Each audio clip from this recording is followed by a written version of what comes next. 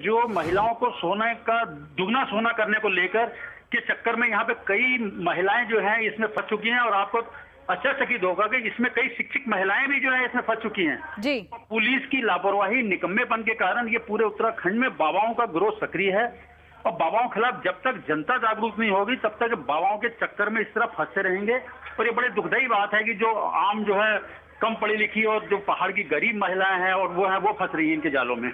जी, शुक्रिया अशोक जी, ये तमाम बातें अपने अनुभव हमारे साथ बांटने के लिए। तो अपने दर्शकों को हमने सुनवाया कि कैसे एक दर्शक बता रहे थे कि उनके यहाँ आसपास भी इस प्रकार के बाबा का गिरोह सक्रिय है और इन बाबाओं के चंगुल में ना सिर्फ कम पढ़े लिखे बल्कि बड़े बड़े अफसर, शिक्षित महिलाएं, कामकाजी लोग तक इनके झांसे में फंसे हुए हैं, जो कि इन बाबा से अपना कभी ट्रांसफर रोकने के या कराने के नाम पर या फिर प्रमोशन के नाम पर ये बाबा दावा करते हैं कि उनकी कृपा से या उनके तंत्र मंत्र से उनका प्रमोशन हो जाएगा, जिसके चलते एक बड़ी तादाद में जो अफसर तबका है उस पर भी इन बाबाओं ने अपना अच्छा खासा आधिपत्य, अपना प्रभुत्व स्थापित कर रखा है। लेकिन ताजा तस्वीर हम आपको संत कबीर नगर की दिखा रहे हैं, जहां पर गुफा वाले बाबा इन दिनों उनका बोलबाला है और तमाम भीड़ उनकी तरफ खींची चली आ रही है। हमारे साथ आलमगीर संवाददाता लगातार जुड़े हैं संत कबीर नगर से। आलमगीर, आखिर क्या ऐसी बात है कि बड़ी संख्या में, अब तो हजारों लोग इन बाबा की तरफ खींचे चले आते हैं? क्या सिर्फ ये तमाम जो बातें हैं जो फैली हुई हैं बाबा को लेकर, इन बातों की तस्दीक के लिए लोग यहाँ पहुंचते हैं, या फिर वाकई में ये अंधविश्वास और भक्ति के आड़ में इतने अंधे हो चुके हैं कि इनको सही और गलत का फर्क नहीं समझ में आ रहा? जी, ये सारे लोग जय गुरुदेव के अनुयायी हैं और ये जगह जगह से भी आ रहे हैं और कुछ स्थानीय भी हैं। सही मानों में अगर देखा जाए तो ज्यादातर लोगों को ये पता ही नहीं है कि ये क्या चीज है और क्या मामला है जी। और उसके बावजूद भी जब यहाँ पे ये इकट्ठा हो रहे हैं, इनसे पूछा जाता है तो ये कहते हैं कि हमारे गुरु महाराज का आदेश है कि हम किसी से कुछ ना बोलें, बस सिर्फ देखते रहें। जी जी, तो इस वजह से एक तो सबसे बड़ी बात ये होती है कि अंधविश्वास और आस्था में ये कुछ कहने से भी डरते हैं और एक दूसरे को ये मौत कन्वेंसिंग करते हैं, ये बताते भी हैं और इस वजह से जो है यहाँ पर एक जमावड़ा सा इकट्ठा हो गया है। जी, और अगर इन बाबा की बात की जाए, गुफा वाले बाबा की, जो कहते हैं कि भगवान ने उन्हें सिद्धियां दी हैं, उन्हें दर्शन दिए हैं और वो कैंसर जैसी बीमारी का भी इलाज कर सकते हैं, तो आखिर कौन सी क्रिया या कौन सा तंत्र मंत्र ये अपनाते हैं, या अभी तक किसी पर इन्होंने कोई इलाज करने का या उसे ठीक करने का दावा किया है? नहीं, ये बताते हैं मैंने 27 सिद्धियां हासिल की है, लेकिन मैं इनका दिखावा नहीं करना चाहता हूँ जी। फिलहाल हम जा रहे हैं सतलोक दर्शन के लिए और वहां से लौटेंगे, फिर हम कुछ आम जनता के लिए सोचेंगे। आलमगीर, आपसे बातचीत जारी रहेगी, लेकिन उधम सिंह नगर से एक दर्शक हमारे साथ फोन लाइन पे जुड़ गए हैं। जी, क्या नाम है आपका? अंकुर अग्रवाल बोल रहा था मैं। जी अंकुर जी, अपनी बात कहिए। जी बिल्कुल, आपने जो प्रोग्राम दिखा रहे हैं बाबाओं वाला, तो बहुत बढ़िया प्रोग्राम है आपका, महुआ न्यूज लाइन पे चल रहा है। और मैं आपको बताना चाहूंगा, जैसे पहले निर्मल बाबा ने लोगों को ठगा जी, उसका भी जो खुलासा था वो मीडिया नहीं करा, और आज भी जो मीडिया है महुआ न्यूज लाइन से जुड़ा हुआ है, जैसे हम दर्शक जुड़े हुए हैं। आज आप बाबाओं के ऊपर जो विशेष प्रसारण दिखा रहे हैं, आप सच में बधाई के पात्र हैं। और जिस तरीके से आप बाबाओं की पोल खोल रहे हैं, हम आपको बधाई देना चाहते हैं। शुक्रिया। हमारी कोशिश यही रहती है कि हक की आवाज में हम ऐसे मुद्दों को उठाएं जो कि आम जनता के बीच में या तो इतनी बुरी तरीके से आम जनता परेशान है किसी बात को लेकर, अफसर या फिर महकमे में उसकी सुनवाई नहीं हो रही है, या फिर किसी प्रकार के अंधविश्वास या गोरख धंधे के चक्कर में पड़ रही है, तो हम अपने कार्यक्रम के माध्यम से ऐसी बातें, ऐसी खबरें उठाते रहते हैं ताकि लोग जागरूक हो सके, उनकी आंखें खोल सके। 3 तस्वीरें आपके सामने हैं अंधविश्वास की, 3 तस्वीरें भक्तों की भीड़ उमड़ रही है, तीनों ही जगहों पर लोगों की भीड़ उमड़ रही है इस विश्वास के प्रति। लेकिन ये विश्वास दरअसल विश्वास से अंधविश्वास, वो तो इन लोगों की हरकतें देखकर आपको समझ ही आ रहा होगा। ऐसे तमाम बाबा और गुरु शहर शहर में हैं। अगर आपके शहर में भी कोई ऐसे बाबा है और आपको जरा सा भी शक है और जिस प्रकार के वो दावे करते हैं, जो वादे करते हैं, उससे किसी को नुकसान हुआ है, उनके इलाज के दौरान अगर किसी को क्षति पहुंची है, तो आप हमें जरूर कॉल करें। हमारा फोन नंबर लगातार फ्लैश हो रहा है, आप हमें कॉल करके अपनी बात कह सकते हैं। आलमगीर से बात करते हैं, हमारे संत कबीर नगर से संवाददाता हैं जिन्होंने इस पूरी रिपोर्ट को कवर किया है।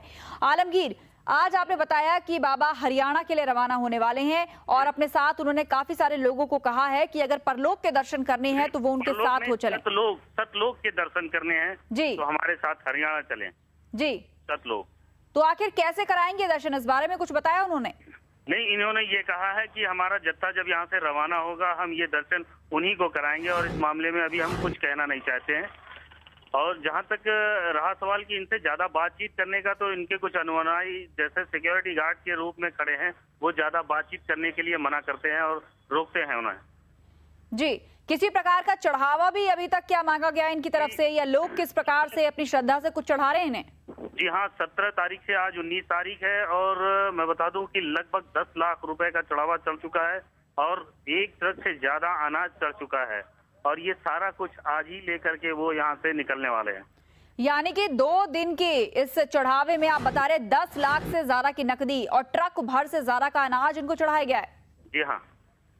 आखिर कौन लोग हैं? क्या कोई अफसर या कोई ऐसे हाई प्रोफाइल लोग भी इनके शरण में आते हैं या फिर सिर्फ आम जनता ही है जिसने ये चढ़ावा चढ़ा है? ग्रामीण जनता इसमें ज्यादा है। अभी तक पढ़े लिखे लोगों में से तो कोई नहीं दिखा है जी, लेकिन ग्रामीण जनता इनको पूरी तरीके से मतलब आस्था के रूप में देख रही है।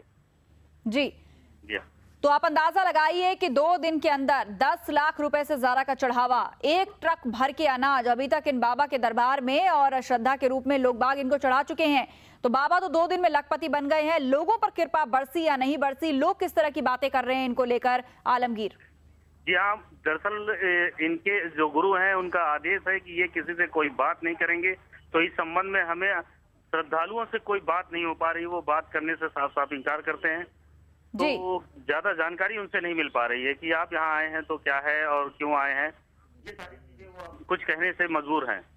हमारे कॉलर अभिषेक फोन लाइन पे हमारे साथ जुड़ गए हैं। क्या कहना चाहते हैं अभिषेक जी? आप तक आवाज पहुंच रही है?